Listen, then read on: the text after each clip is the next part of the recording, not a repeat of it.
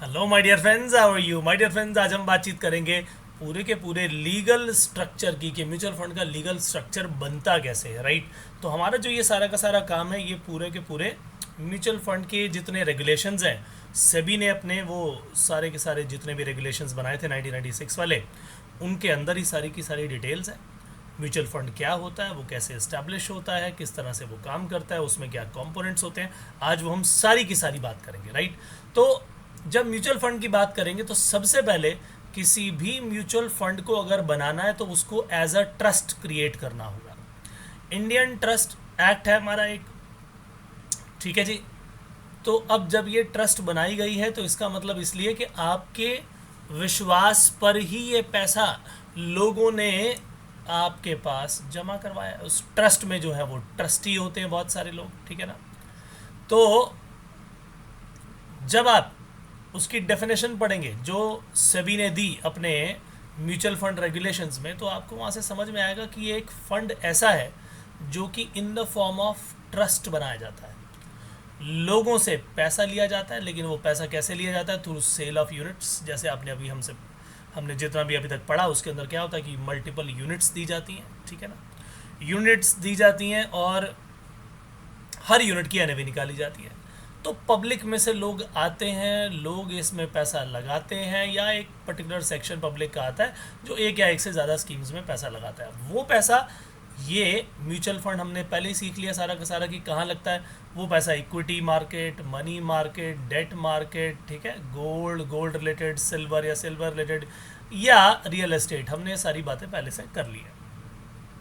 तो यहाँ पर वो पैसा लगाया जाता है, लेकिन इसके लिए एक सबसे पहले एएमसी बनानी पड़ती है, एसेट मैनेजमेंट कंपनी, जो इस पूरे के पूरे म्यूचुअल फंड को चलाएगी।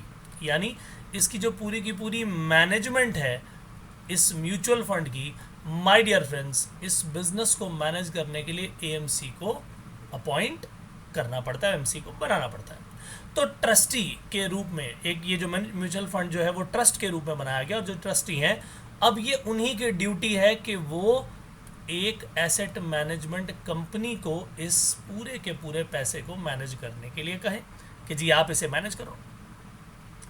यही लोग कस्टोडियन को भी अपॉइंट करेंगे, कस्टोडियन जिसके पास वो सारी की सारी सिक्योरिटीज होंगी, ठीक है जी। और आरटीए यानी जो ट्रांसफ़र जितने होते हैं, रजिस्ट्रेशन जितने होते हैं, उसकी ड्यूटी कितनी होगी, किसकी होगी। तो हम इन सभी की एक एक करके यहाँ पर आज बात करने वाले हैं। स्टेप वाइज स्पॉन्सर कौन होता है मैं आपको उसके बारे में भी बताऊंगा, ठीक है। तो ये जितने भी एलिमेंट्स हैं वो हम डिस्कस करने वाले हैं। तो जो डेफिनेशन हमने अभी तक पढ़ी उसके हिसाब से ये तो ट्रस्ट होनी चाहिए नंबर एक। जो पैसा होगा वो पब्लिक से रेज किया जाएगा, उनको यूनिट्स की सेल की जाएगी, राइट। वो पैसा जो उनके पास से आया है उसी के बराबर की उनको यूनिट्स बेच दी जाएंगी, उसमें एक या एक स्कीम से ज़्यादा हो सकती है। ये पैसा जो आगे जाके इन्वेस्ट होगा, ये money market, equity market, gold related, silver related या रियल एस्टेट में जाएगा। तो ये सारी की सारी बातें हमने वो जो अभी डेफिनेशन पढ़ी ये वहीं से निकल के आ गई।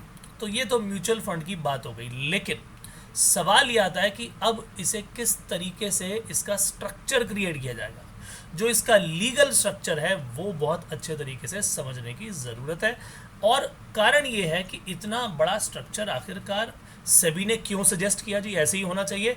उसका पर्पस केवल इतना है कि इनमें मल्टीपल स्कीम्स के अंदर बहुत तरीके से पैसा आ रहा है, बहुत सारे अलग अलग लोगों को जब जोड़ दिया जाएगा और एक दूसरे के ऊपर रिस्पॉन्सिबिलिटी बना दी जाएगी, तो अल्टीमेटली जो इन्वेस्टर है उसका पैसा सेफ गार्ड हो जाएगा।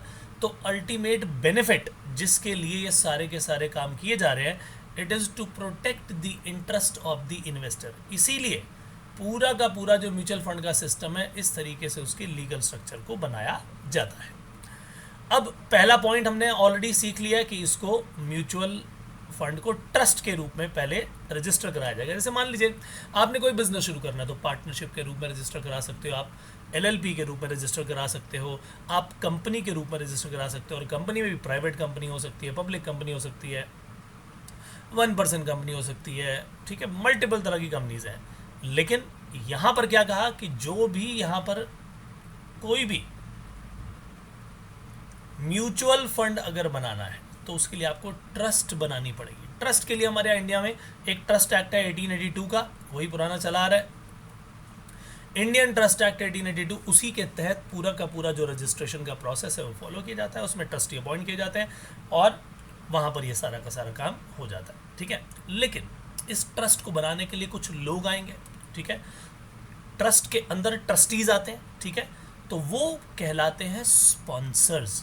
जो व्यक्ति ट्रस्ट को क्रिएट करे, क्रिएटर ऑफ ट्रस्ट, वो कहलाता है स्पॉन्सर। तो जब हमने यहाँ बातचीत की कि स्पॉन्सर हैं, ये स्पॉन्सर्स कौन है भैया? यही वो लोग हैं जो ट्रस्ट को क्रिएट करेंगे, उसी में ट्रस्टी आएंगे।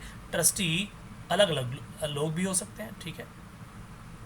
सो म्यूचुअल फंड ट्रस्ट ये जो बनी, it is created by one और मोर स्पॉन्सर्स, ठीक है। एक या एक से ज़्यादा स्पॉन्सर्स जो हैं उनके द्वारा बनाई जाती है।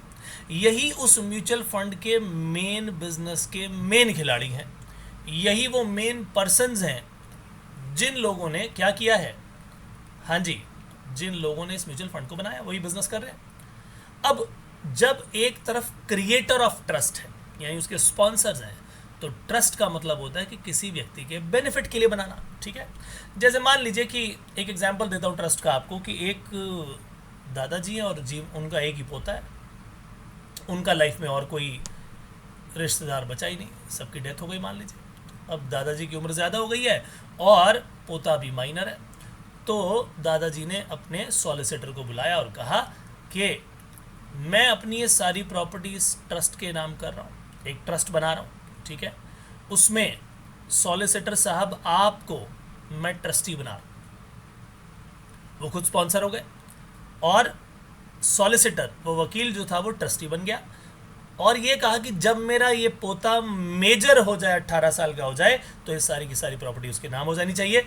और दस्तखत सारे कर दिए, क्योंकि उनको डर था कि भाई कहीं मेरी भी डेथ ना हो जाए तो मेरे पोते का क्या होगा। तो अब वो जो प्रॉपर्टी है वो कानूनन एक ट्रस्ट बन गया। अब वो अल्टीमेटली जिसके ऊपर ट्रस्ट दिखाया गया वो ट्रस्टी, लेकिन इस पूरी ट्रस्ट का, इस पूरे के पूरे कॉन्ट्रैक्ट का जो बेनिफिट है वो किसका है, वो कौन ले रहा है? वो उनका पोता ले रहा है, वो कहलाता है बेनिफिशियरी, ठीक है जी। तो ये हो गया beneficiary. So every trust has beneficiaries, और बेनिफिशियरीज कौन है भैया? जिन लोगों ने अपनी मेहनत का पैसा इस फंड में लगाया, उन्हीं को तो बचाना है, उन्हीं के इंटरेस्ट को तो प्रोटेक्ट करना है। तो भैया ऐसे स्थिति में यही लोग पैसा लगा रहे हैं, उसका बेनिफिट उनको ही मिलना चाहिए। तो जो ट्रस्ट के बेनिफिशियरी हैं ये वही लोग होंगे जिन लोगों ने म्यूचुअल फंड की यूनिट्स को खरीदा। यानी वेरियस स्कीम्स में पैसा लगाने वाले जो इन्वेस्टर हैं वो क्या बन गए? वो बन गए beneficiaries. Is that very very clear to you? अब म्यूचुअल फंड जो है पूरा का पूरा जब ट्रस्ट के रूप में बनाया गया, तो ये एक कॉन्ट्रैक्ट बना। ट्रस्ट बनाने का भी एक कॉन्ट्रैक्ट है जिसे बोला जाता है ट्रस्ट डीड, लिखित में सब कुछ होगा। तो ये सारे के सारे म्यूचुअल फंड को किस तरह से ऑपरेट किया जाएगा उसके तरीके भी लिख दिए जाते हैं, ठीक है ना। तो एक तरफ स्पॉन्सर्स आ गए जिन्होंने उस ट्रस्ट को बनाया, यानी क्रिएटर ऑफ ट्रस्ट।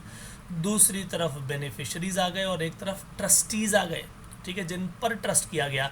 और ये सारा का सारा जो कॉन्ट्रैक्ट बनाया गया उसे बोलते हैं ट्रस्ट डीड, ठीक है ना। तो किसके बीच हुआ ये कॉन्ट्रैक्ट? जैसे कि मैंने आपको बताया था, दादाजी और वो सॉलिसिटर के बीच कॉन्ट्रैक्ट हुआ। स्पॉन्सर हो गए दादाजी और वो जो ट्रस्टी है वो कौन हो गया? सॉलिसिटर। इस पूरे कॉन्ट्रैक्ट का बेनिफिशियरी कौन हो गया? वो पोता। यहाँ पर स्पॉन्सर हो गए वो लोग जिन्होंने म्यूचुअल फंड के बिजनेस को क्रिएट किया। वो ट्रस्टीज़ को अपॉइंट करेंगे कि आप ये काम करो, ठीक है ना।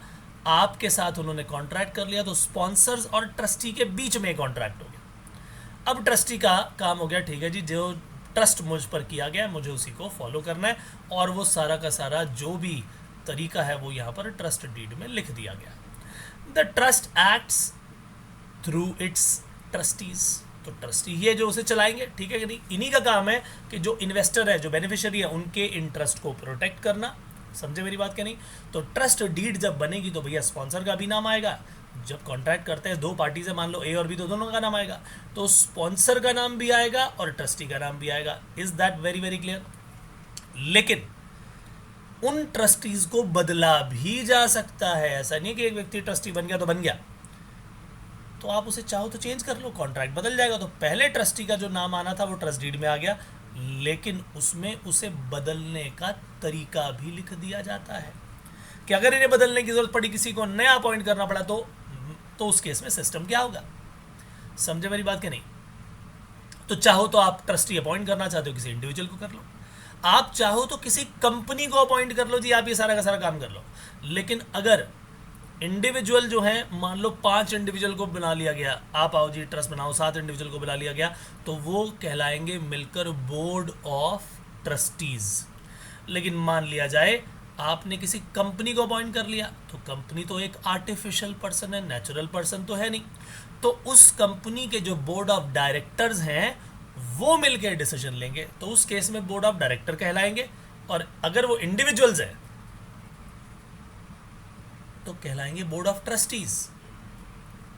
तो इंडिविजुअल्स के केस में अगर ट्रस्टीज इंडिविजुअल हैं तो वो कहलाएंगे बोर्ड ऑफ ट्रस्टीज, लेकिन अगर ये कंपनी है तो उस केस में ये कहलाएंगे क्या, बोर्ड ऑफ डायरेक्टर्स। लेकिन अब उन्होंने ट्रस्ट भी कर लिया, ठीक है जी पैसा आया है, लेकिन अब सवाल ये आता है कि ट्रस्टीज ने सब काम कर लिया, कॉन्ट्रैक्ट कर लिया, ठीक है जी हम इसको चलवाते हैं, लेकिन जो डे टू डे ऑपरेशंस हैं कि पैसा आ रहा है जा रहा है, ये तो बोर्ड ऑफ डायरेक्टर हो गए ना, एक तरह से जो ट्रस्टी हो गए वो बोर्ड ऑफ डायरेक्टर हो गए। जैसे कंपनी के बोर्ड ऑफ डायरेक्टर, मान लो हम किसी रिलायंस की बात कर लो एग्जाम्पल, तो बोर्ड ऑफ डायरेक्टर में बड़े बड़े लोग बैठे हुए हैं, लेकिन क्या रिलायंस का, मान लो जो जियो का टेलीकॉम का कोई सिम बेचना है तो वो जाएंगे? बिल्कुल भी नहीं। या कोई सर्विसेज देनी है, उस सर्विसेज को देखना, तो मल्टीपल मैनेजर्स रखे हुए हैं, डे टू डे ऑपरेशंस के लिए बहुत सारे लोग रखे हुए हैं। बिल्कुल वैसे ही यहाँ पर भी जो डे टू डे मैनेजमेंट है उसको करने के लिए क्या कर दिया जाएगा, एक एसेट मैनेजमेंट कंपनी को अपॉइंट कर दिया जाएगा कि आप ये काम करो जी। तो स्पॉन्सर्स ने किसको बनाया, ट्रस्टी को, उनके साथ एक ट्रस्ट डीड बना ली, किसके लिए, इन्वेस्टर के लिए। अब सारा का सारा खेल कौन चला रहे हैं, बोर्ड ऑफ ट्रस्टीज। उन्होंने ही डे टू डे ऑपरेशन करने के लिए अपने नीचे बंदे अपॉइंट करने हैं, तो वो बंदे अपॉइंट करने हैं, उसके लिए वो क्या कर देंगे, किसी कंपनी को ही अपॉइंट कर देंगे। इसका मतलब उस एएमसी को, एसेट मैनेजमेंट कंपनी जो पूरा म्यूचुअल फंड चलाएगी, डे टू डे ऑपरेशन करेगी, उसको अपॉइंट करने की जिम्मेदारी बोर्ड ऑफ ट्रस्टीज की है, बोर्ड ऑफ डायरेक्टर्स की है, या फिर तो the AMC is appointed by the sponsor और द ट्रस्टीज। जनरली ये काम ट्रस्टी कर लेते हैं, लेकिन स्पॉन्सर चाहे तो स्पॉन्सर कर ले, कोई दिक्कत वाली बात नहीं है। अल्टीमेटली तो ये है कि अगले लेवल पर अपॉइंटमेंट करनी है, स्पॉन्सर के पास भी ये पावर लगातार बनी रहती है। अब the trustees execute an investment management agreement. वो ट्रस्टी ही क्या करेंगे, एक इन्वेस्टमेंट मैनेजमेंट एग्रीमेंट करेंगे कि आप हमारे सारे के सारे मनी को इन्वेस्ट करोगे और ये आपकी रिस्पॉन्सिबिलिटी है कि आपको इसमें पैसा कमा कर देना है। तो उनके साथ जो एग्रीमेंट होता है वो कहलाता है इन्वेस्टमेंट मैनेजमेंट एग्रीमेंट। ठीक है जी, तो ये ट्रस्टी बनाएंगे। अब एएमसी जो है सारी की सारी स्कीम को मैनेज करती है, करेक्ट, यानी जो पैसा आया वो कहाँ कहाँ लगना चाहिए वो तो ठीक है, लेकिन एक बात हमेशा ध्यान रखिए, ऑडिट में भी ना एक चीज़ होती है इंटरनल कंट्रोल। जब ऑडिट होती है अकाउंट्स की तो उसमें इंटरनल कंट्रोल का सिस्टम बनाया जाता है। यहाँ पर भी वही इंटरनल कंट्रोल का सिस्टम है कि भाई आपने भले ही पैसा मैनेज करने की ताकत, उस स्कीम को चलाने की ताकत एएमसी को दे दी कि वो पैसा कहाँ लगाएं, लेकिन उसके अगेंस्ट जो सिक्योरिटीज़ आएंगी अगर वो भी एएमसी के हाथ में दे दी तो मिसमैनेजमेंट होने के चांसेस हैं। इसीलिए क्या किया जाएगा, किसी बैंक को क्या कर दिया जाएगा, उन एसेट्स की सिक्योरिटी दे दी जाएगी। मान लो गोल्ड में पैसा इन्वेस्ट किया, सिल्वर में पैसा इन्वेस्ट किया, या इक्विटी में पैसा इन्वेस्ट किया, तो उस सारे के सारे एसेट को, या रियल एस्टेट में पैसा इन्वेस्ट किया, तो भैया उसके लिए कस्टोडियन की अपॉइंटमेंट करनी पड़ेगी। तो वो किसकी कस्टडी में रहेगा, वो कस्टोडियन की कस्टडी में रहेगा। जैसे कि ये सारे का सारा गोल्ड रिलेटेड इंस्ट्रूमेंट, या फिर जो भी सिक्योरिटीज़ है, रियल एस्टेट है, इन सब के पेपर्स, ये सारे के सारे कस्टोडियन के पास जाएंगे। और ये भी किसके द्वारा अपॉइंट किए जाएंगे? ट्रस्टीज के द्वारा अपॉइंट किए जाएंगे। तो डे टू डे मैनेजमेंट के लिए ट्रस्टीज ने या स्पॉन्सर्स ने एएमसी को अपॉइंट किया, लेकिन वो जो एसेट खरीदेंगे, अपनी जो स्कीम बनाएंगे भैया, उसके अगेंस्ट जो एसेट आएंगे उसकी कस्टडी वो दे दी गई कस्टोडियन को। This is very very very important part. तो इन्वेस्टर्स ने क्या किया जी? इन्वेस्टर्स ने मल्टीपल स्कीम्स जो निकाली, जैसे एसबीआई ने स्कीम्स निकाली, आ जाओ जी आ जाओ, हमारे पास ये मल्टीपल स्कीम्स देख लो हमारी, ठीक है।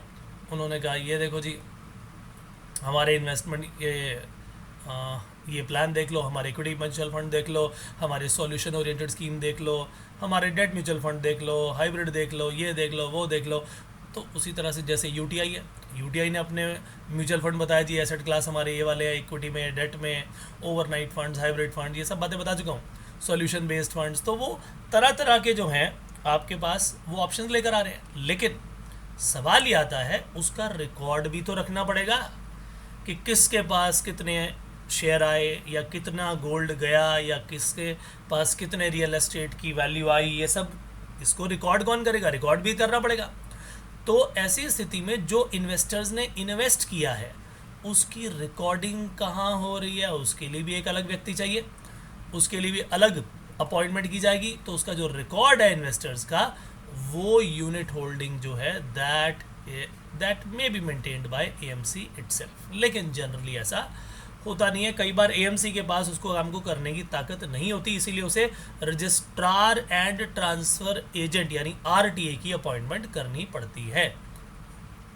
ठीक है जी। तो अभी आपने क्या क्या नाम सुन लिए, सबसे पहले हम उसकी एक लिस्ट बना लेते हैं। सबसे पहला स्पॉन्सर। स्पॉन्सर ने अपॉइंट किया ट्रस्टी को, इन दोनों के बीच में एक कॉन्ट्रैक्ट हुआ जिसके कारण वो ट्रस्ट बनी। ट्रस्ट को जो बनाया गया जिस रिटन डॉक्यूमेंट से, वो ट्रस्ट डीड थी। इस ट्रस्ट का जो बेनिफिशियरी है वो कौन है जी? वो बेनिफिशियरी है इन्वेस्टर, उसी के बेनिफिट के लिए काम किया गया। अब ट्रस्टीज की अपॉइंटमेंट तो कर दी गई, लेकिन ट्रस्टीज तो भैया बोर्ड ऑफ डायरेक्टर्स की तरह ऊपर बैठे हुए हैं, बोर्ड ऑफ डायरेक्टर्स की तरह। अब ये जाके नीचे वाले काम, उसकी मैनेजमेंट का काम थोड़ी करेंगे। तो या तो स्पॉन्सर या फिर ट्रस्टी ने मिलकर किसे अपॉइंट कर दिया? एसेट मैनेजमेंट कंपनी को। जी आप करो ये काम। एसेट मैनेजमेंट कंपनी इनके बिहाफ पर क्या करेगी? इसको मैनेज करेगी। लेकिन मैनेज करना अलग बात है, जो एसेट खरीदे उसको कस्टडी में रखना अलग बात है। तो यही ट्रस्टी कस्टोडियन की अपॉइंटमेंट कर देंगे। कस्टोडियन की जो अपॉइंटमेंट हो गई वो सारे एसेट को अपनी कस्टडी में रख रहा है। लेकिन जब इन इन्वेस्टर्स ने पैसा लगाया इनकी स्कीम्स में, तो भैया उसके अकाउंट की भी तो डिटेल रखनी पड़ेगी। तो कहाँ गए, कितने शेयर आए, वो आरटीए करेगा। राइट, जनरली ये काम आरटीए करता है। लेकिन अगर ये एएमसी का जी हम ये कर लेंगे, चिंता वाली बात नहीं है, तो फिर एएमसी कर ले, उसमें अकाउंट्स को रखने में कोई दिक्कत वाली बात नहीं है। तो आरटीए जो है वो बेसिकली ये काम करता है। तो आपने देखा 1 2, ये ट्रस्ट जो है वो म्यूचुअल फंड ट्रस्ट के रूप में ही बना है ना। फिर ये ट्रस्ट डीड के बारे में पढ़ा, इन्वेस्टर के यानी बेनिफिशियरी के बारे में आपने पढ़ा, उसके बाद आपने एएमसी के बारे में पढ़ा, फिर आपने कस्टोडियन के बारे में पढ़ा, बीओडी बोर्ड ऑफ डायरेक्टर्स के बारे में पढ़ा, आरटीए के बारे में पढ़ा। ये 8 चीज़ें हमने अच्छी तरह से देख ली, ठीक है ना। तो ये था सारा का सारा सिस्टम कि किस तरीके से जो है इसमें लोगों की अपॉइंटमेंट होती है और ये कैसे चलता है, ठीक है ना। तो ये था हमारा पहला हिस्सा, ठीक है। इनके बारे में और बातचीत होगी लेकिन अगले सेशन में। तब तक के लिए bye bye, take care and God bless you, thank you so much.